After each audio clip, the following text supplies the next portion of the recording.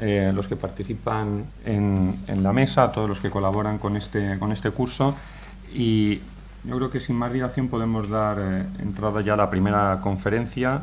Don Ángel Martínez Aldama, presidente de Inverco. Después de esta conferencia hay un coloquio debate, o sea, esa conferencia tiene una duración de 9:45 a 10:30, pues vamos a intentar ser rigurosos con el programa, y de momento lo estamos siendo en la introducción, ya si nos hubiésemos retrasado aquí mal iríamos. Posteriormente hay un coloquio debate de 10:30 a 12, liderado por la profesora Susana Galera, y seguidamente a las 12 hay una primera pausa café. Por tanto, yo creo que empezamos con Ángel. Muchas gracias. Muy bien, muchas gracias. Yo voy a tratar de cumplir el tiempo, porque sé que la labor de los moderadores siempre es complicada, sobre todo cuando me ha tocado a mí moderar mesas. Uno sufre tanto o más que cuando está haciendo las explicaciones, porque es verdad que los tiempos o los excesos de tiempo al final implican menos tiempo para las siguientes mesas. Nuestra asociación, en primer lugar, presentar lo que nuestra asociación significa. Somos la entidad que representa en España a las instituciones de inversión colectiva, fondos y sociedades de inversión, y también a los fondos de pensiones. Por lo tanto, estamos hablando de vehículos de ahorro que lo que hacen es aglutinar ahorro tanto de particulares como de empresas, como de inversores institucionales, y canalizarlo y gestionarlo de la manera más profesionalmente posible en función de los objetivos de cada fondo y teniendo en cuenta las particularidades y la política de riesgo de cada uno de los inversores. En nuestra página web, en inverco.es, tenemos la definición de las clases y categorías de fondos, así como la información que crean oportuno. En función, o un poco por introducción, antes de iniciar la presentación, el origen de todo el movimiento de la denominada inversión socialmente responsable, pues se inicia en Estados Unidos en los años 50-60, de la mano del sector privado, sobre todo de aquellos fondos de pensiones que las empresas constituyen en favor de sus trabajadores para complementar la pensión pública, y sobre todo en aquellas empresas o aquellos fondos cuyos empleados son funcionarios públicos y son los que empiezan a marcar un poco la pauta que después se extiende a los fondos de pensiones de empresas privadas. De ahí da el salto al Reino Unido, también de la mano del sector privado, y luego se ha ido extendiendo a otros países y con otros parámetros. En el caso de Francia, por ejemplo, el impulso a la inversión socialmente responsable desde el punto de vista institucional se inicia de la mano del sector público. En el caso de España, y como veremos más adelante, dado el carácter, al menos en la parte de fondos de inversión y fondos de pensiones, los ahorradores son eminentemente minoristas. El 80% de nuestros partícipes son clientes retail. No ha habido este peso aún más decidido como si en el caso de los partícipes hubieran sido inversores institucionales. En todo caso, ya sea por códigos de autorregulación, que comentaré más adelante de nuestra asociación, o también por impulsos desde el punto de vista legislativo, lo cierto es que poco a poco, y también con el esfuerzo de Spain Shift, en España pues se va hablando cada vez más de este tipo de instituciones, este tipo de inversión, y también, como comentaremos adelante, ya a nivel europeo hay iniciativas que de una manera u otra van a ir marcando un impulso mayor hasta lo que hoy día conocemos. Aquí, a la derecha. Bien, antes de empezar, pues, ¿qué es la inversión socialmente responsable? Me he permitido aquí coger una definición de Spain Shift. Claramente es un tipo de inversión en el que se tienen en cuenta los factores financieros, que es lo que ha venido pasando hasta ahora, ese binomio rentabilidad-riesgo, lo que podríamos denominar inversión tradicional se ha mezclado también con criterios extrafinancieros o no financieros, esos criterios medioambientales, sociales y de buen gobierno, donde se tienen en cuenta los procesos de selección por parte de las instituciones que gestionan este tipo de activos y en la toma de decisiones de inversión. Es decir, esto no es una mera foto o de decir, bueno, pues a partir de ahora yo me dedico a gestionar con este tipo de criterios, sino que implica una verdadera reforma en todos los procesos de toma de decisiones y también en el objetivo de los activos. Que claramente aquellas entidades que deciden hacer o gestionar este tipo de activos implica un cambio a nivel organizativo muy importante y de formación también de sus propios empleados.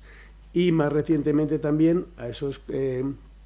criterios extrafinancieros se ha sumado también lo que se denomina el activismo empresarial o el engagement, de tal manera que los inversores institucionales, que son aquellos que tienen más conocimiento sobre la marcha de las empresas, tienen ese deber de ejercitar sus derechos de voto en las juntas generales de accionistas, de tal manera que se alineen los objetivos de la empresa con los accionistas. Es verdad que los accionistas minoristas o retail, pues o por falta de tiempo, por falta de conocimiento y muchas otras razones, no tienen esa capacidad para poder, y sobre todo por el peso en el capital social,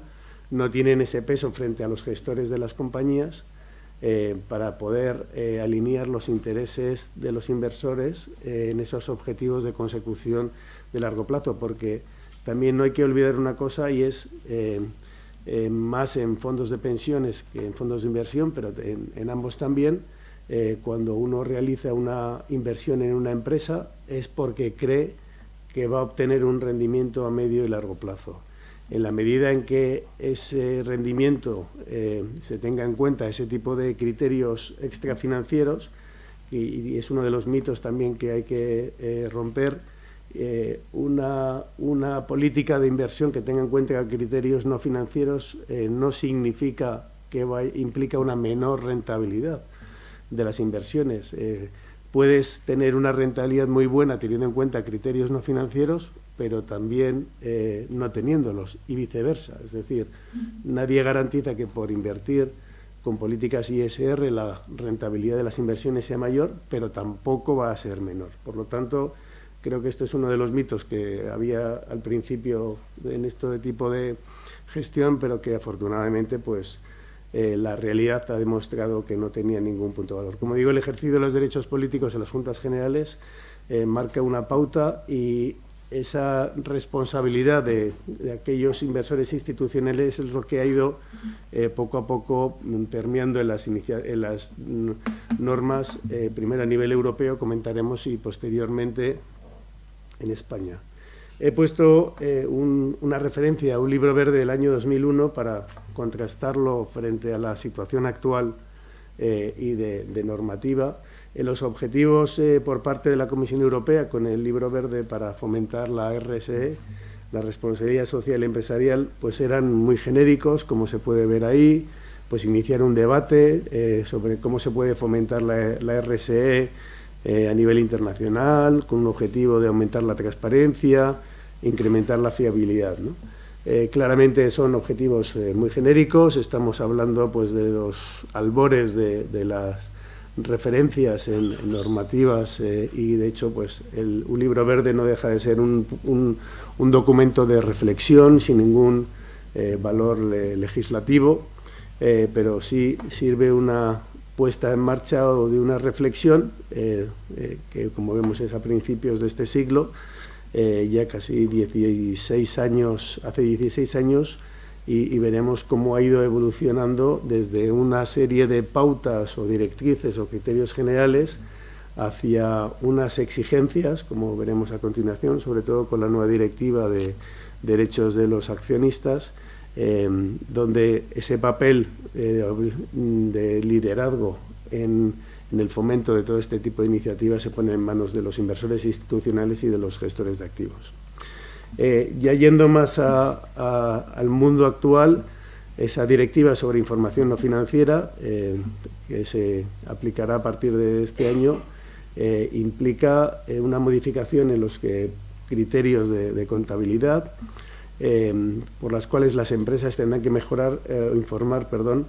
sobre estrategias o riesgos referidos a aspectos ambientales, sociales, laborales o derechos humanos o de lucha contra la corrupción. Estamos viendo cómo, desde el punto de vista de la contabilidad, que se supone que son los números que no tienen apasionamiento sobre cuestiones, de ahí se tiene que informar cuáles pueden ser la evolución en la contabilidad futura de las empresas a efectos de este tipo de referencias. El invertir en un país o en otro, desde el punto de vista de la contabilidad, va a tener, o en unas empresas o en otras, en función de del entorno en el que trabajen, va a tener, sin duda, un reflejo a medio y largo plazo en la contabilidad, en los números y, por lo tanto, en los resultados y en la política de dividendos de las compañías. Hay que trasladar los números a consecuencias en el medio y largo plazo. Y también exige que esa inversión o esa información que tienen que dar las empresas de carácter no financiero se pueda y se tenga que desglosar por países. Por lo tanto, aquí ya vemos una primera obligación que, a través de una directiva que, como saben, pues sabéis, hay que transponerla en los 28 Estados miembros, hasta ahora 28,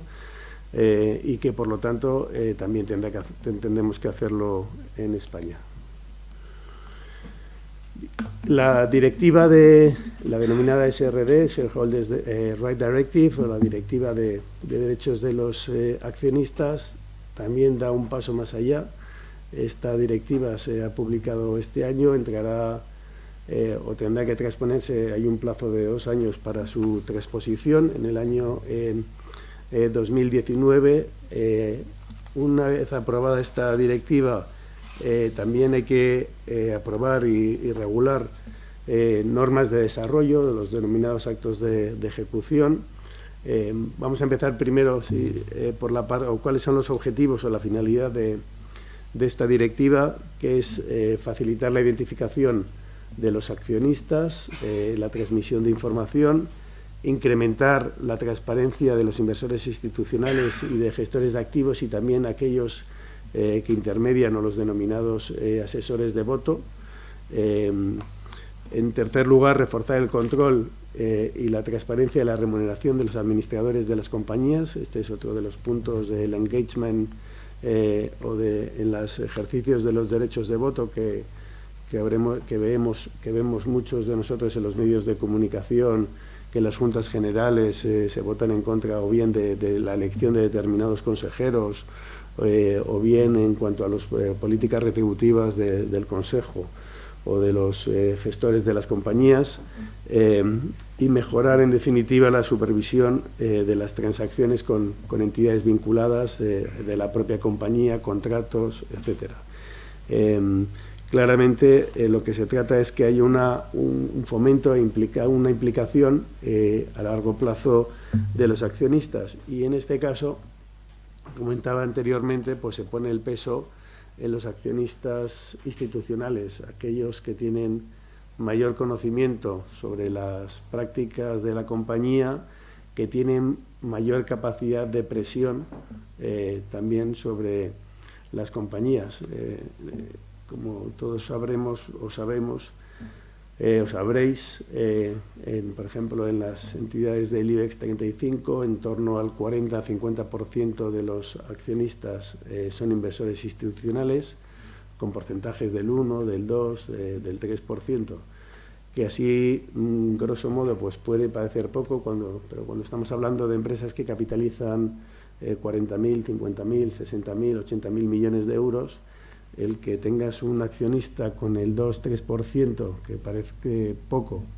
pero que en términos de capacidad para mover la cotización al alza, a la baja, y cuando digo mover me refiero en el buen sentido de la palabra, porque haga determinadas declaraciones que la política de una compañía no es la adecuada, que los gestores no están alineados a largo plazo con los intereses de la compañía o las remuneraciones son excesivas, pues esta transmisión de esta información al mercado sin duda tiene un efecto importante por la posible salida o venta de un 2, un 3%, un 1,5% de acciones de una compañía. Por lo tanto, más allá también de ese efecto anuncio, puede tener un efecto de consecuencia. El objetivo, de todas maneras, cuando los inversores, y hablo de más desde el punto de vista de los inversores institucionales, invierten en una compañía es porque ven capacidad de generar valor para sus clientes. Nadie va a invertir en una compañía simplemente para criticar al equipo gestor, si no ve que hay un potencial de crecimiento en la compañía. Y por lo tanto se tiene muy en cuenta por parte de las compañías cotizadas, no solo la española, sino cualquiera, pues las opiniones de los gestores que están situados o en Boston, o en California, o en Londres, o en Singapur, ¿no? Que son al final los que juntos pues tienen o pueden no controlar, porque el objetivo de los inversores institucionales, al menos en los fondos de inversión,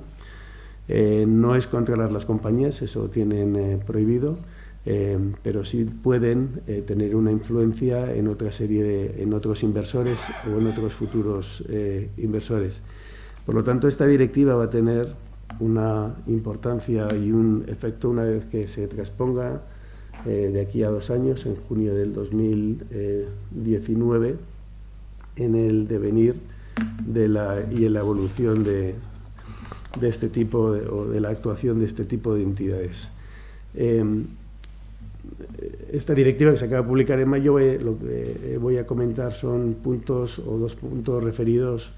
a cuáles son las exigencias de transparencia que se requieren o se exigen para los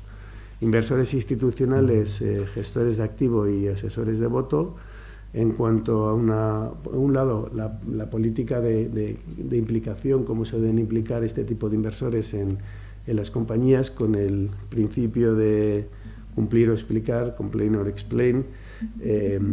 y la obligación que tienen de poner en conocimiento del público en general cuál es su política en la implicación de los accionistas con la propia política de inversión de los fondos. Y esta obligación tiene que realizarse con carácter anual. Por lo tanto, sí que vemos, hasta ahora pues hay un principio, había países donde sí existía, y veremos en el caso de España alguna cuestión concreta de nivel legislativo, pero no existía a nivel europeo esta política de cumplir o explicar, que ahora ya va a afectar a los 28 países de la Unión en un plazo de 2 años. Hay países que sí que han tomado el liderazgo en este tipo de obligaciones, o el Reino Unido o en algunos países nórdicos, donde o la concienciación social o este tipo de políticas o criterios no estrictamente financieros sí que tienen a nivel del público en general pues más importancia o más relevancia. No es así en otros países más hacia el sur, pero ahí sí que ha habido una implicación más de iniciativas europeas, públicas, como he comentado antes en el caso de Francia, donde el Fondo de Reserva de las Pensiones, por ejemplo, sí que exige para otorgar mandatos a terceros y gestionar el dinero de reserva de las pensiones, la aplicación de políticas de ISR. Y eso, sin duda, pues cuando no existe esa mentalización a nivel individual, que al final es la que demanda productos con este tipo de inversiones o implicaciones no financieras, el que haya o que el sector público sí que exija para determinada gestión de determinados activos públicos estas políticas, pues sin duda lo que hace es desarrollarlas. No ha sido el caso de nuestro país todavía, pero esta directiva pues pondría en marcha de manera no coercitiva, porque al final lo que estamos hablando es de cumple o explica, pero también es cierto que si no cumples, tienes que explicar por qué no cumples, ¿no? Entonces, hasta ahora, pues, si no cumplías, no tenías que públicamente decir el por qué no cumplías, pero ahora, pues, esto es como los códigos de buen gobierno, ¿no? Usted, ¿qué política de diversidad tiene en su compañía? ¿Cuántas mujeres tiene el consejo, etcétera?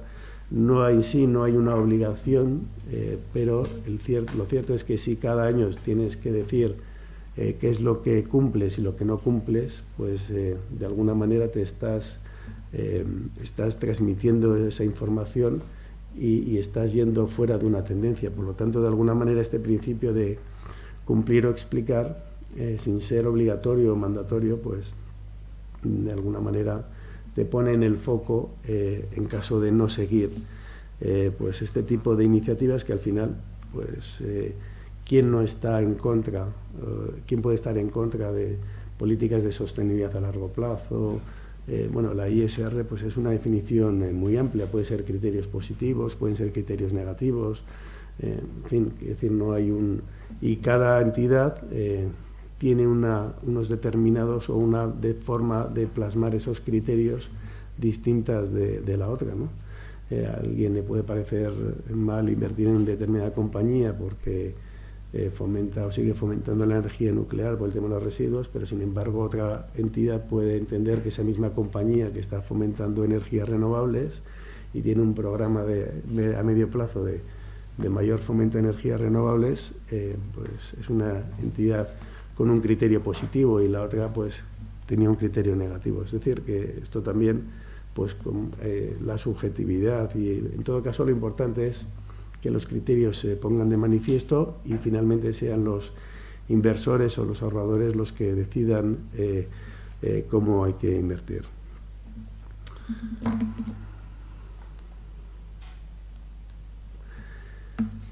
Y más recientemente tenemos en el año, ahora hay una iniciativa a nivel europeo porque inició el año pasado el comisario Hill, Jonathan Hill, que dimitió por el tema del Brexit, es el comisario británico, pero aún así esta iniciativa se ha puesto en marcha. El objetivo es de lograr una verdadera unión de los mercados de capitales de la Unión. Hay una serie de pautas o criterios que se establecieron en su origen. Ha habido ahora recientemente una revisión o puesta a punto sobre cómo están gestionándose y desarrollándose las iniciativas que se establecen en esa unión de mercado de capitales. El objetivo es eliminar barreras, criterios que pueda haber a nivel nacional para que verdaderamente los mercados financieros de los 28 países, de momento 28, estén mucho más armonizados o prácticamente total armonizados a efectos de criterios, normativa y sobre todo dar un impulso por la creciente necesidad que hay en la Unión Europea de lograr inversión para fomentar el crecimiento y el empleo. Y dentro de todas estas acciones que van desde emisión de folletos o desarrollo del mercado hipotecario a nivel europeo, también hay otra serie de iniciativas en materia de gestión de activos y una de ellas es la del desarrollo de las políticas de ISR. Vemos cómo hay una determinación por parte de la Comisión Europea, lo hemos visto ya desde inicio en 2001, pero mucho más recientemente con la Directiva sobre Información No Financiera o la Directiva sobre Derechos de los Accionistas, y nuevamente hay otro documento público con actuaciones y objetivos y desarrollos normativos para la implementación de las políticas de ISR, incluso en los criterios de calificación crediticia, así como en los mandatos de gestión de los inversores, y donde claramente hay una determinación por parte de la Comisión Europea para desarrollar o hacer una modificación o una revisión de la legislación financiera. Podemos decir que que a nivel normativo ha habido un cambio significativo desde luego desde el 2008 para acá, que se ha ido plasmando en estas normas que, como os podéis imaginar, los procesos de aprobación de normas no siempre son fáciles ni rápidos, pero desde luego en la Unión Europea todavía son mucho más complicados. Hay un proceso de aprobación entre 3 órganos: la Comisión Europea, que viene a ser un poco el equivalente al gobierno en un Estado nacional; el Parlamento Europeo, que obviamente también se equipara con los parlamentos nacionales; y luego el Consejo Europeo, donde están representados los Estados. Y al final hay un poder de codecisión entre los 3 órganos. Los procesos, por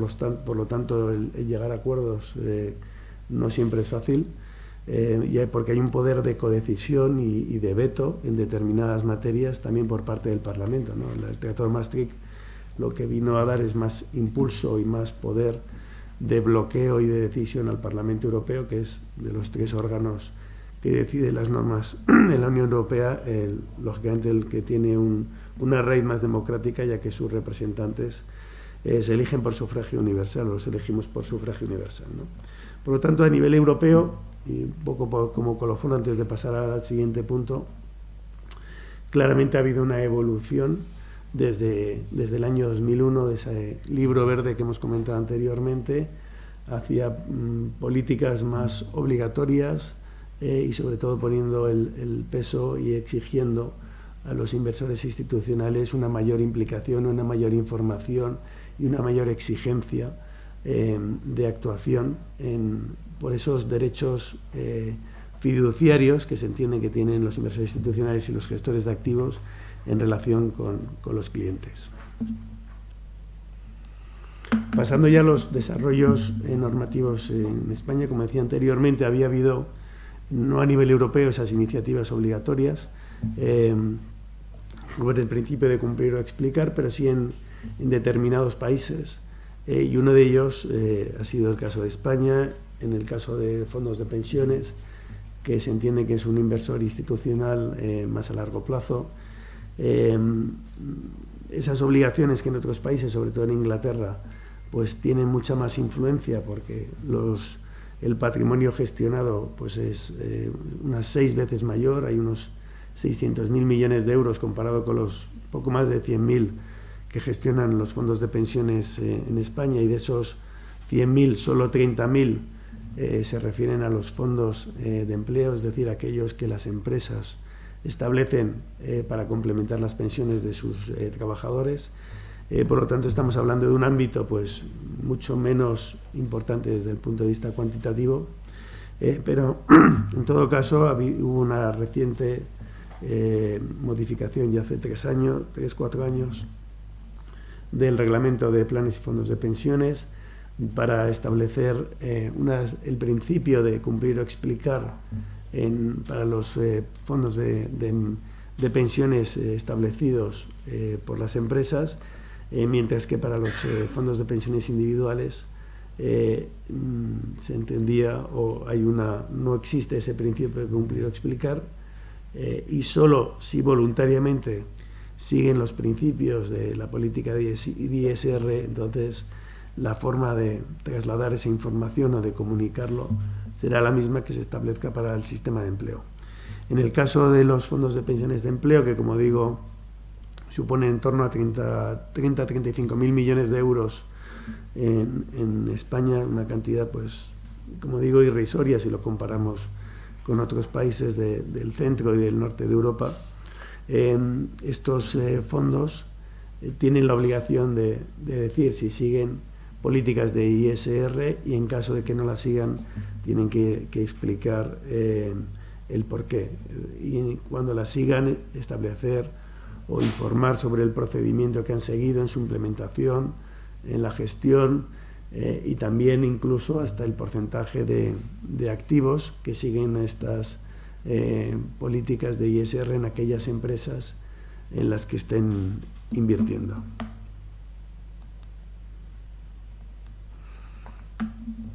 Desde nuestra asociación,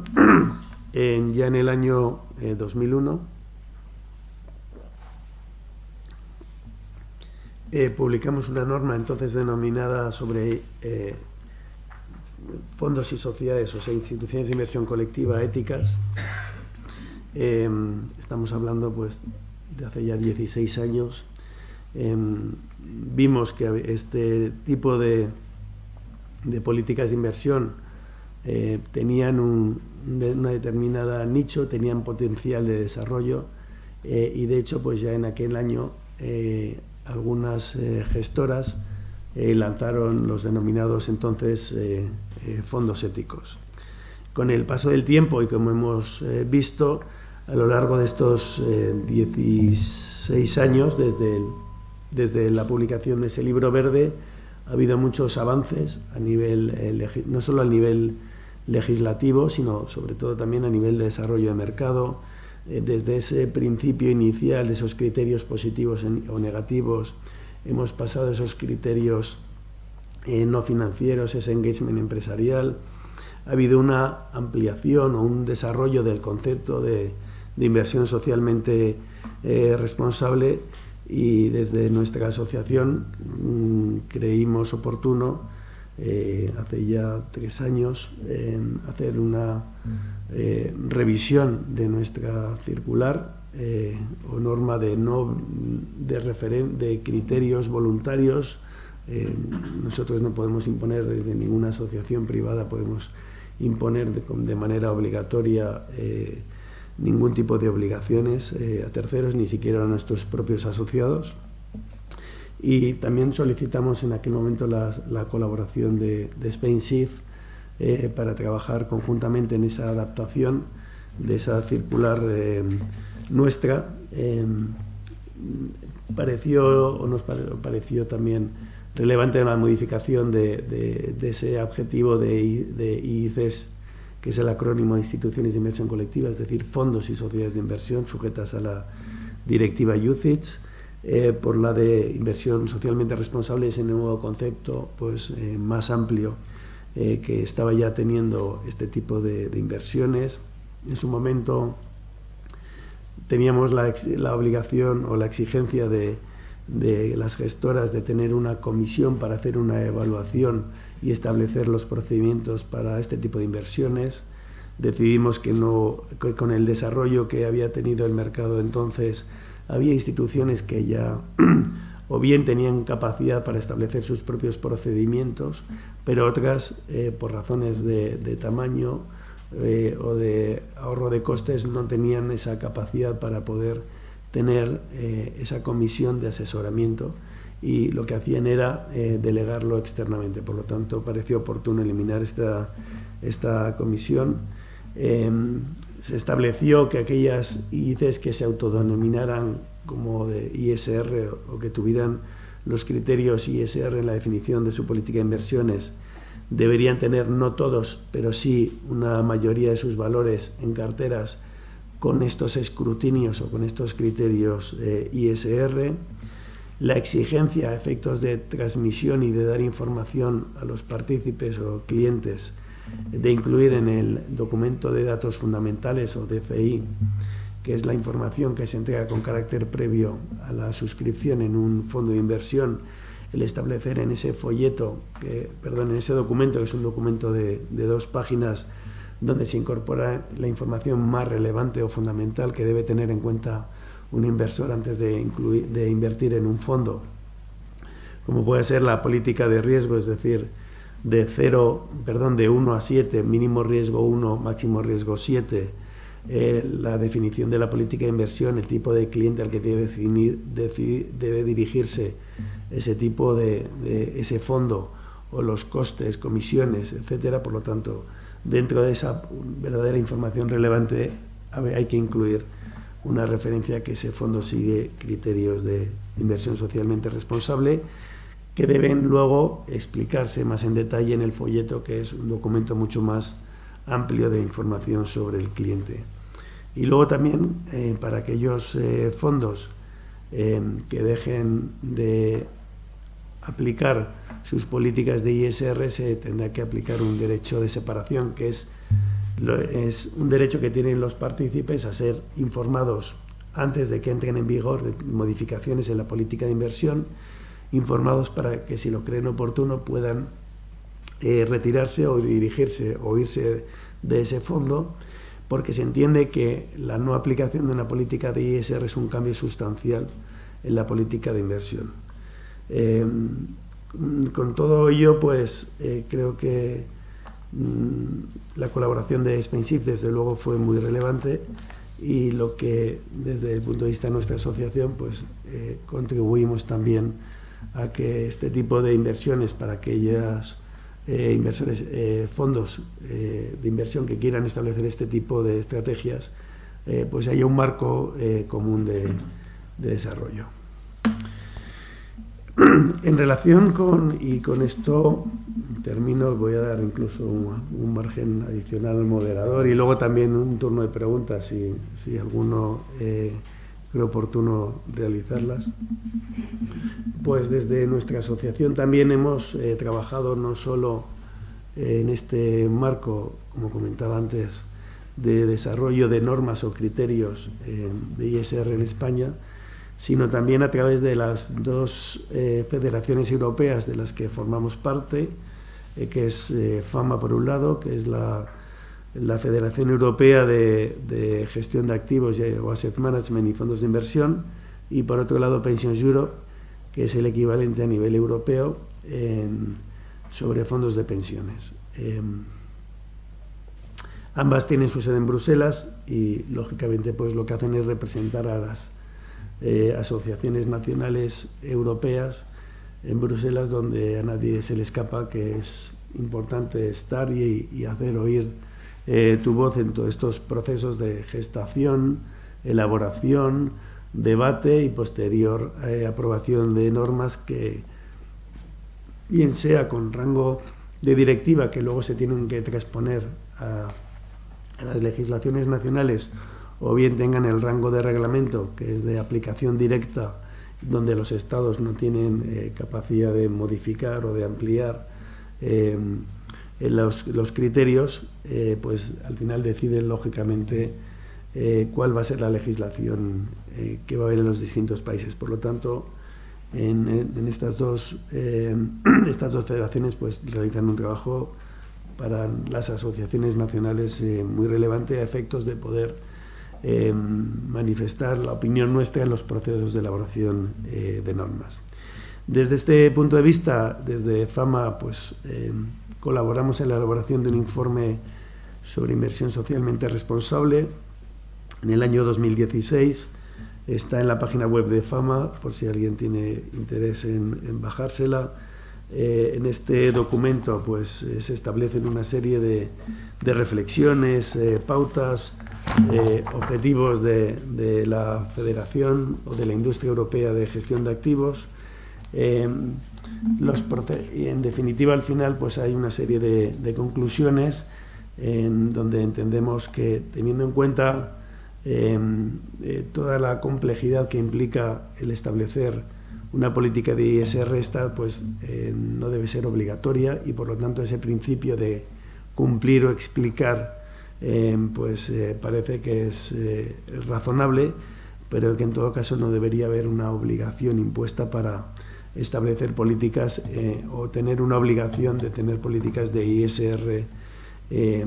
a nivel de los vehículos o de los instrumentos, y que por lo tanto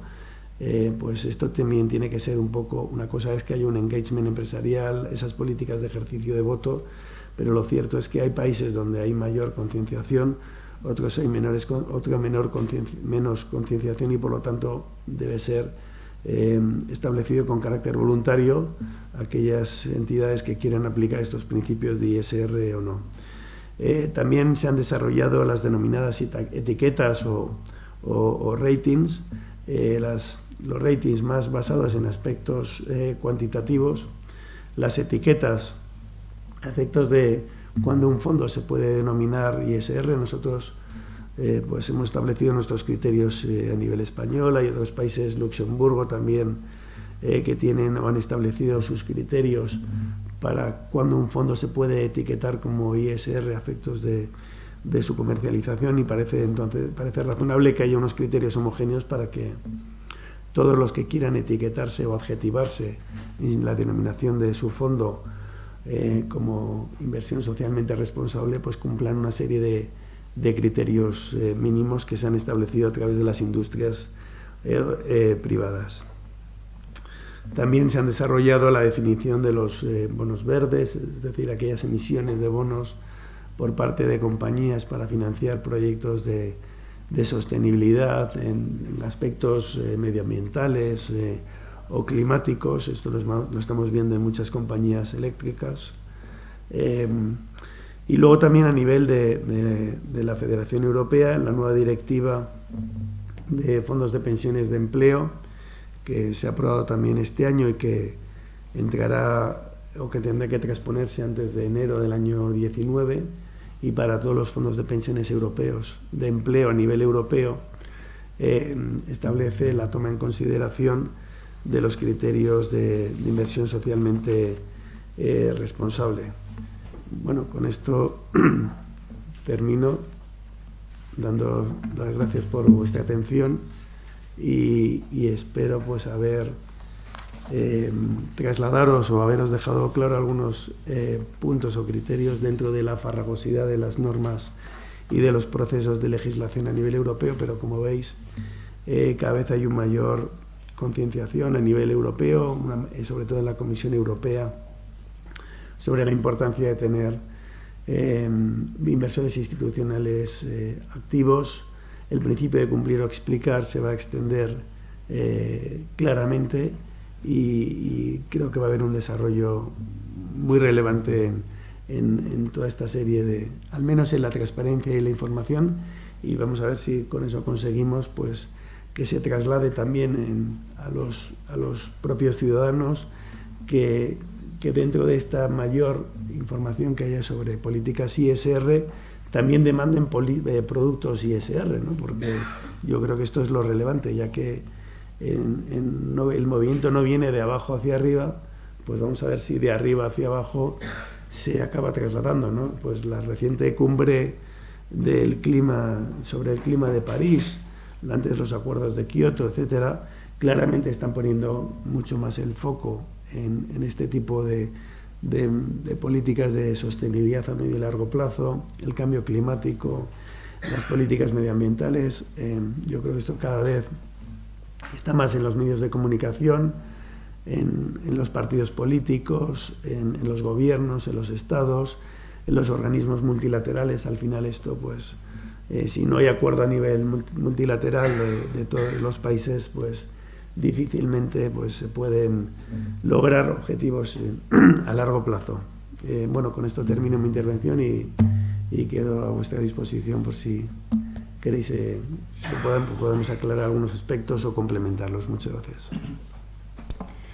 Pues muchísimas gracias, Ángel, y tenemos unos minutos para preguntas, respuestas, comentarios.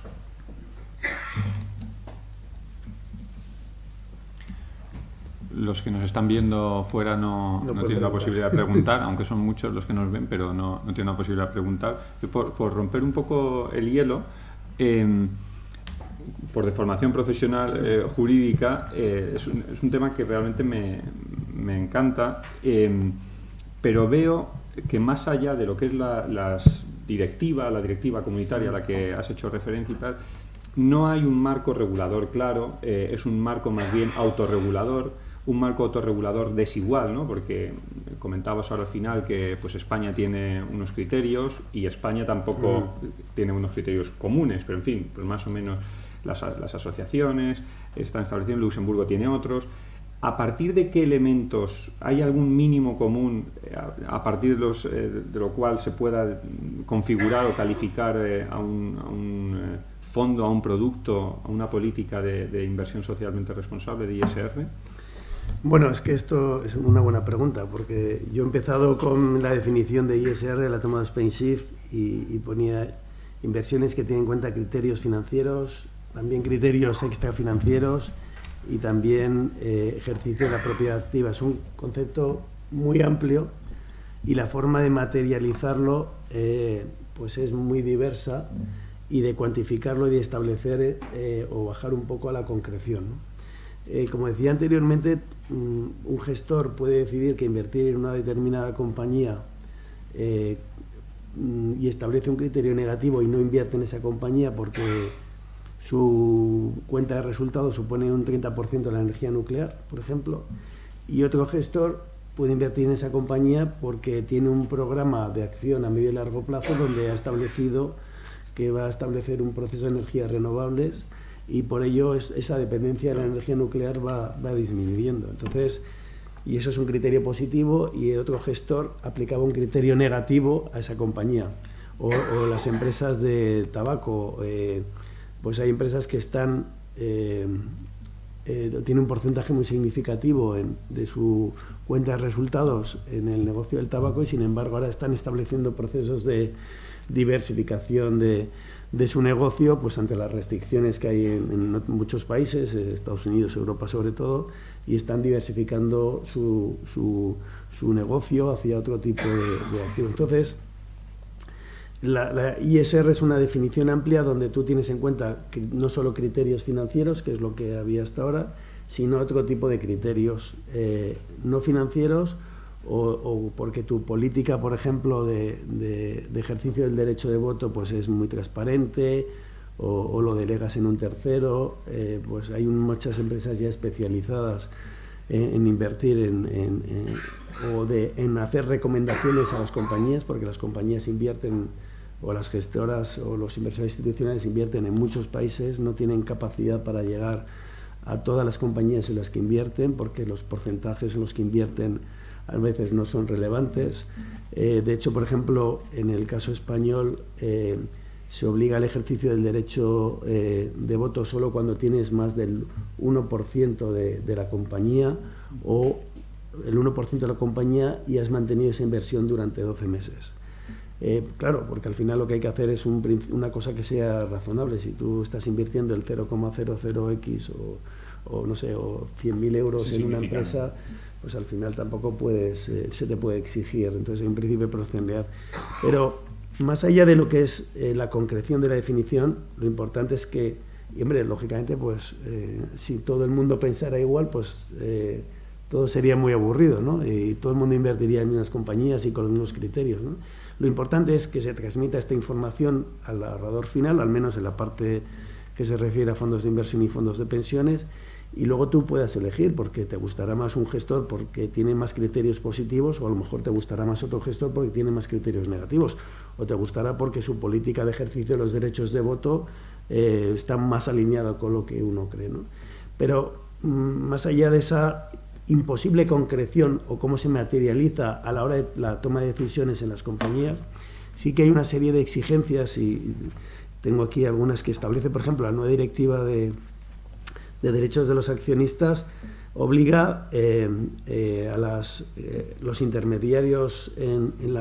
hay unas cadenas que se denominan de intermediarios. Cuando uno compra acciones lo hace a través de un intermediario que a su vez lo delega en un tercero. Los depositarios pues ejercen el derecho de voto en favor de los últimos, del titular último. Entonces obliga, por ejemplo, a todos estos intermediarios a identificar cuáles son los accionistas. También establece obligaciones para los inversores institucionales y gestores de publicar información sobre cómo han ejercitado ese derecho de voto. No voto a voto, porque no siempre, cuando sea, como hemos dicho, no sea significativo, pero sí con carácter general. Obliga también a publicar en este informe si las inversiones en los valores es coherente con el perfil y la duración de los pasivos, por ejemplo, especialmente a largo plazo, por ejemplo, para los fondos de pensiones. Evaluar también si el gestor actúa en interés de a largo plazo del inversor. También tiene que informar sobre los costes de rotación de las carteras y las políticas de préstamo de valores. Es decir, como todo, pues esto es un paso muy importante. Suponemos que habrá una SRD 3, porque esta es la 2 que actualizaba la anterior, y irá adaptándose al mercado, pero lo que es una definición o cómo se concretizan o se concretan este tipo en inversiones concretas, eso ya es la definición o los criterios del propio gestor, igual que cuando uno decide invertir en unas empresas y otros deciden gestionar. Lo que pasa es que la calificación, en cierto modo, quedará muchas veces también en manos del propio inversor. Porque en ese buen ejemplo que has puesto, dos gestores, y como aquí varios gestores, o por lo menos también nos están viendo, dos gestores te pueden vender inversiones totalmente distintas. En ese ejemplo que has puesto, uno que te dice, no, yo invierto en esta empresa nuclear, y otro que te dice que yo no invierto en esta empresa nuclear. Ambos te dan las razones de por qué son inversiones socialmente responsables, y al final quien decide, el inversor, dice, no, a mí me parece que esta es la inversión socialmente responsable. Por tanto, la definición se está trasladando también un poco al inversor. Sin duda, esto al final, pues lo importante es que haya información, es decir, cómo mi gestor gestiona esos principios de ISR y cómo los concreta, en qué criterios. Lo importante es que esa información exista, y luego el ahorrador, el inversor, decida si eso le parece adecuado u otro le parece no adecuado. Yo creo que esto es en la competencia también, y en la variedad está el gusto, ¿no? Como se suele decir. Pero lo importante es que se concreticen y se pongan a disposición del inversor cuáles son los criterios o cómo se concretan esos criterios ISR en el folleto, y eso sí que es exigible y está así establecido. ¿Más preguntas? Una valiente. Sí. me ha salvado. Es muy específico, pero de los criterios ASG, ¿hay uno que tenga más peso o más valor en España? Es decir, ¿prefieren los inversores invertir en empresas que generen energía renovable, o que protejan a sus trabajadores, o no? ¿O tienen mucho valor todo? Bueno, la verdad que no es un buen ejemplo España, ¿no? Y Javier, que está ahí, o David, pues lamentablemente en España la etiqueta ISR no significa que puedas o tengas una mayor demanda de producto, ¿no? Pero al final yo creo que el impulso viene más por las gestoras, que están decididas a fomentar este tipo de inversiones, que a los propios inversores el decidir cuál seleccionan un criterio u otro. Todavía, en mi opinión, no lo sé, a lo mejor seguro que habrá otras opiniones, no hemos llegado a ese estadio como los países nórdicos o en el Reino Unido o en Australia, donde son los propios inversores, muchos de ellos, claro, es que cuando el 80% de nuestros partícipes son minoristas, retail de 1.000, de 2.000 o de 4.000 euros de inversión, y no hay una conciencia en ese país, como es el caso nuestro, sobre este tipo de criterios, es muy difícil que uno vaya a no sé si preguntáramos ahora de todos los que estáis aquí, cuando hayáis decidido comprar un fondo de inversión,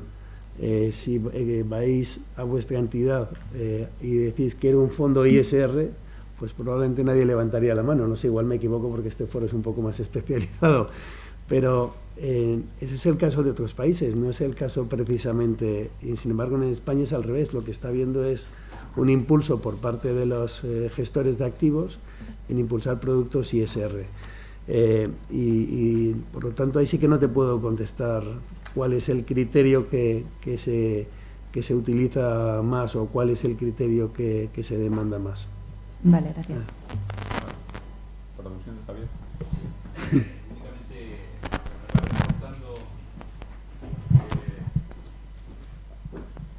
Reforzando lo que comentaba Ángel, tenemos que distinguir. España, el mercado de la ISR está representado en un 98,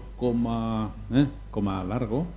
por el inversor institucional. O sea, no estamos hablando de inversores, gestoras de planes de pensiones de empleo, o sea, inversores institucionales. O sea, que cuando hablamos de la ISR retail, que seríamos nosotros como consumidores,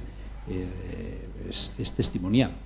es testimonial. Entonces estamos hablando de un 1, algo, y si hurgamos en el 1, algo, todavía nos encontramos con que se identifica con un fondo específico, y además relacionado con Santander, ¿no? Y luego algunas aportaciones puntuales, pero pero como bien decía Ángel, cuando uno va a una oficina y pregunta, dice, oiga, no, quiero un fondo ISR, un fondo ASG, bueno, yo creo que la sorpresa es por las dos partes, ¿no? El que está preguntando y el que recibe la pregunta. Entonces, claro, si estamos en esa situación, llegar a valorar cuál es el aspecto, si la A o la S o la G de gobernanza es el que más peso tiene desde el punto de vista del particular, es muy difícil, porque esto no está maduro. Como contraste, en Francia el 27% es ISR Retail. Aquí estamos hablando del 1,27%. ¿Qué pasa? Bueno, hay un marco regulatorio distinto y además de eso hay un proceso de cultura financiera, hay un proceso de mentalización, de puesta de valores alineados con la contratación de productos. Es un tema cultural que costará, pero bueno, este es un poco la radiografía del mercado español según nosotros los vemos y según los números. Yo creo, otra puntualización que hay que diferenciar, yo creo que ya la diferenciación es clara, sobre fondo ISR y fondo solidario. El fondo ISR es el que tiene este tipo de políticas de inversión que hemos comentado, y el fondo solidario, en el proceso de selección de inversiones, no establece criterios no financieros, y lo que hace la gestora es una parte de la comisión de gestión la cede a determinadas organizaciones o ONGs o a la Iglesia Católica. Hay un fondo también donde una parte es a la Iglesia Católica. Entonces, los ahorradores, cuando invierten en ese fondo, saben que una parte de esos ingresos que tiene la gestora van a donarse a determinadas actuaciones con las que ellos se sienten identificados. Por eso es los denominados fondos solidarios, que no gestionan con criterios no financieros, y simplemente es una parte de esos ingresos de la gestora que los cede a determinados fines u organizaciones, que nada tienen que ver con los fondos ISR, donde el proceso de selección de inversiones sí establecen criterios no financieros, que también puede haber un fondo ISR que además sea solidario, en fin, que son dos cuestiones distintas. Una pregunta más, un comentario más. Sí.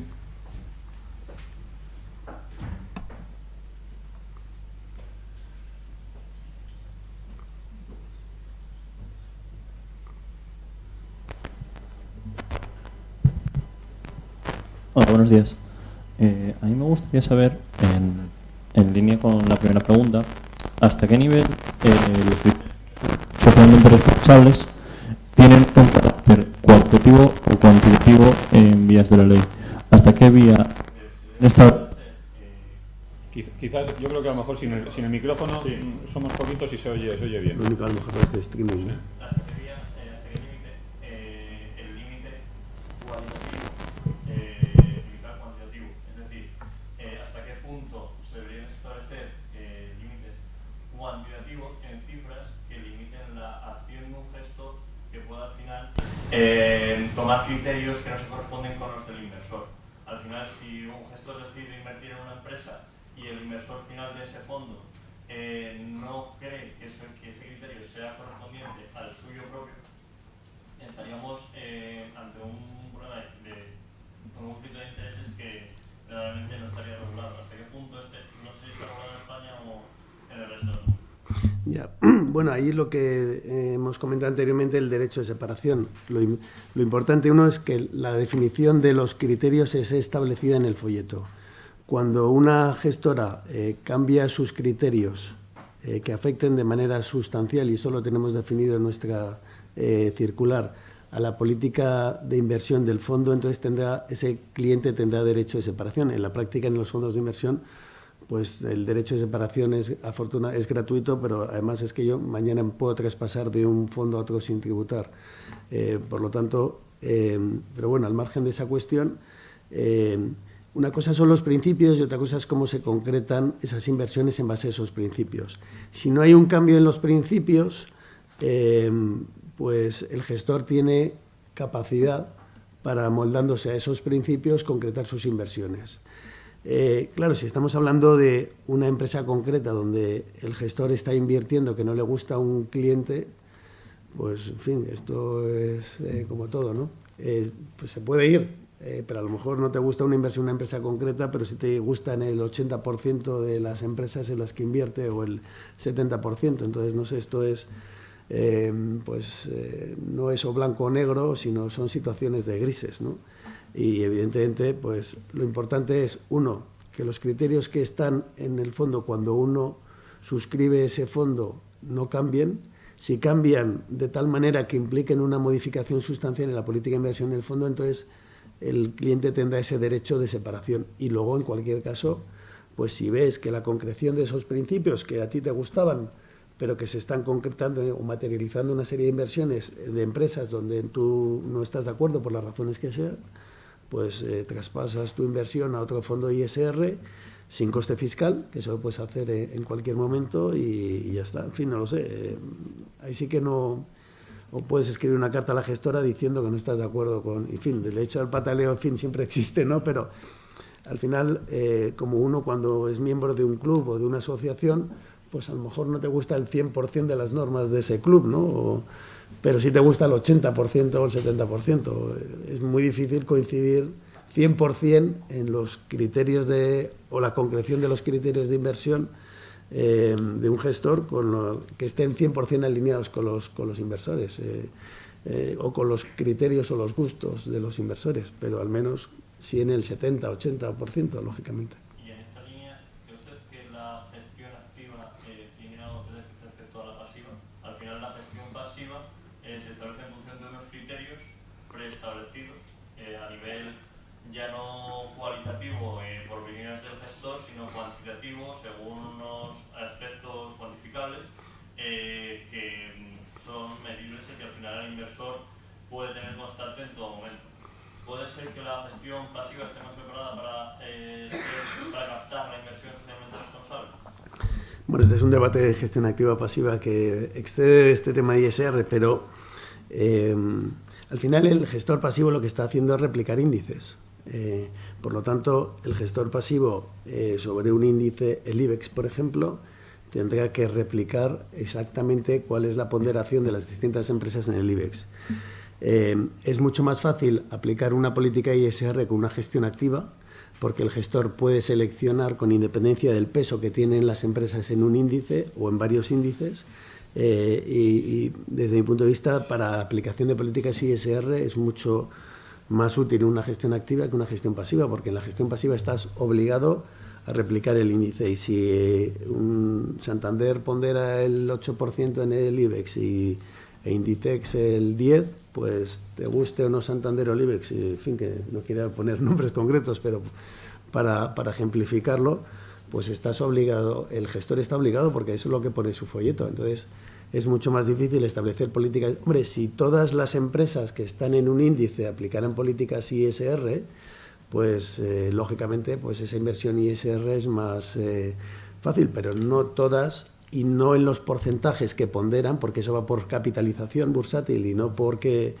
tú no capitalizas más porque apliques una política ISR más intensa o no. En teoría, en el medio y largo plazo, aquellas empresas que estén alineadas a largo plazo, que tengan esos principios, se valorarán más por los inversores y por lo tanto eso tendrá un reflejo en las cotizaciones, pero no necesariamente. Por lo tanto, desde el punto de vista de una política de ISR, creo que es mucho más fácil lograrla a través de una gestión activa que de una gestión pasiva, pero esto es, para este tema concreto, sí. Luego ya el debate de gestión activa o pasiva, esto da para una sesión completa. ¿Una pregunta más? Pues muchísimas gracias, Ángel, de nuevo. Hacemos un pequeño tránsito de 1 minuto, 2 minutos para...